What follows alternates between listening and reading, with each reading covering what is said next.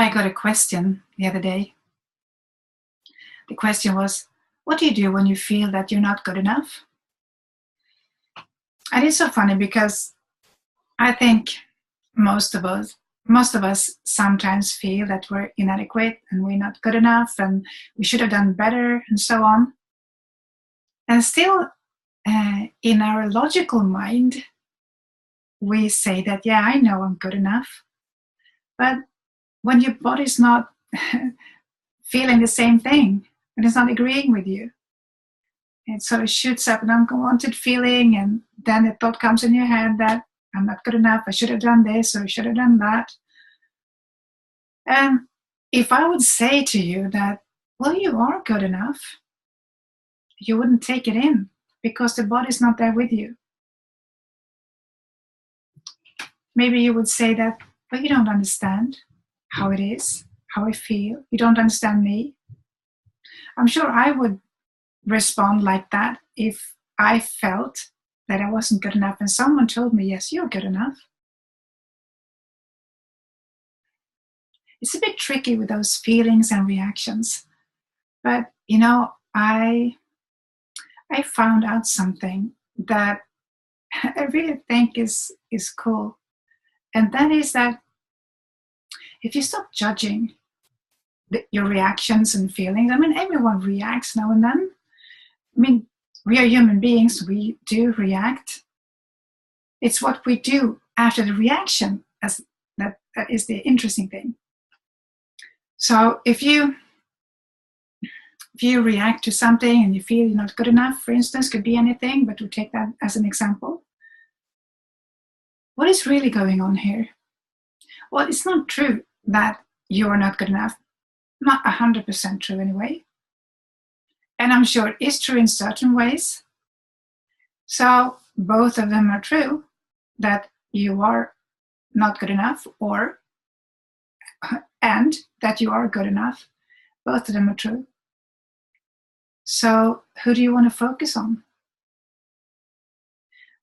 And it might feel like it's too simple. So if you see it from this point of view, that a part of you, it's like someone is pressing a button and a part of you just shows up and say you're not good enough. And it's just a part of you that feels like that. And if you don't judge it as good or bad, right or wrong or anything, just see what it is. A part of me feel like I'm not good enough. You can take it in as information from your body to your mind, or from your subconscious to your conscious mind. So before the reaction, you were not aware of it, at least not in that moment. When the reaction came, you became aware of it. So now when you're aware of it, what do you want to do with it? Do you want to keep it, or do you want to dish it? Well, I'm sure that you want to change it. I'm sure you want to feel good enough. So if you then can focus on something in your life where you are good enough, how does that feel? Can you connect with that feeling? And maybe you go back to the situation that triggered that you're not good enough, and just embrace it. Said, no, I wasn't good enough. That's true. So what? Everyone does things like that now and then. I'm not the only one. I'm not a bad person because I wasn't good enough. I was just not good enough in that situation, in that moment.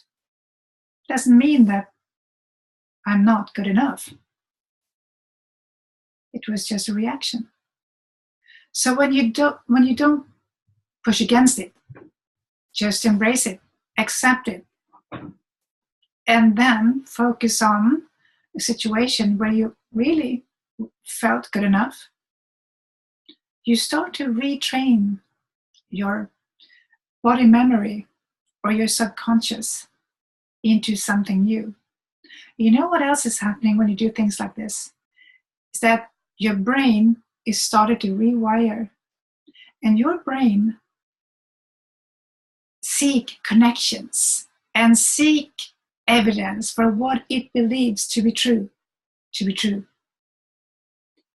So when you start to rewire your body's memory, you're also activating your brain.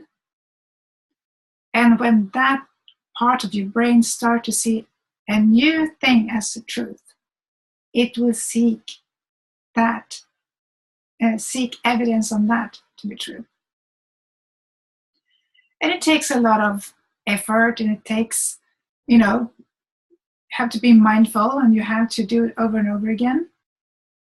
But you will be rewarded. I promise you that. And I do have a five-step process that you can download on this website, where I teach you step by step how you can do to actually transform any unwanted reaction that comes up into something bigger and better. It's easy. I'm all for simplicity and ease. And download it and see if it works for you. Thank you for watching.